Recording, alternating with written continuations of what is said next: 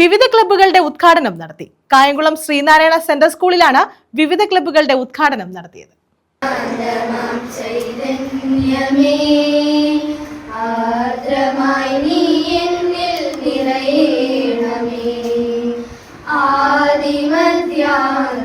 Kayamkulam Sreenarayana central സ്കൂളിലാണ് വിവിധ ക്ലബ്ബുകളുടെ ഉദ്ഘാടനം നടത്തിയത്. Onattukara regional agricultural research station assistant doctor Poornima Yadav ഉദ്ഘാടനം നിർവഹിച്ചു.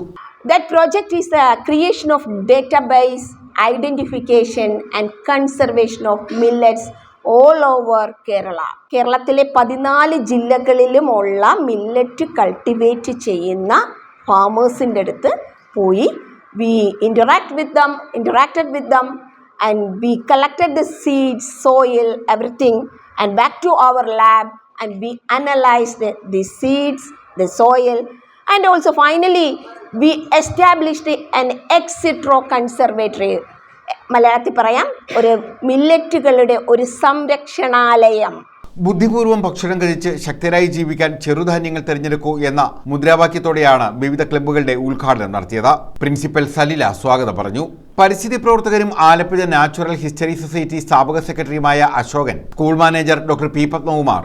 നമ്മുടെ എല്ലാ വീടുകളിൽ കൃത്യമായിട്ട് ഈ മില്ലറ്റ്സ് കൃഷി ചെയ്ത് കഴിഞ്ഞാൽ മാഡം പറഞ്ഞ പോലെ ഒരു കാർബൺ ന്യൂട്രാലിറ്റി നമുക്കിവിടെ കൊണ്ടുവരാൻ കഴിയും. ഇപ്പോൾ കാർബൺ ന്യൂട്രലായിട്ട് നമ്മുടെ സംസ്ഥാനത്തിൻ്റെ ആ ഒരു കാർഷിക മേഖല മാറിക്കൊണ്ടിരിക്കുകയാണ്. അപകടകരമായിട്ടുള്ള വാതകങ്ങളിൽ നിന്ന് നമ്മുടെ ഒരു തലമുറയെ രക്ഷിച്ചെടുക്കാനുള്ള കഠിനമായ ശ്രമത്തിലാണ് നമ്മളെല്ലാവരും. അതിൻ്റെ ഭാഗമായിട്ടാണ് ന്യൂട്രാലിറ്റിയിലേക്കുള്ള ഇത്തരം ആവിഷ്കൃതമായ പദ്ധതികൾ നീങ്ങിക്കൊണ്ടിരിക്കുന്നത്. ട്രഷറർ പ്രൊഫസർ TM സുകുമാരബാബു, അധ്യാപിക Thasleema, PTA president Narayanadas, Dhanapalan, Madhupalan, Reena T Raghunath എന്നിവർ പങ്കെടുത്തു.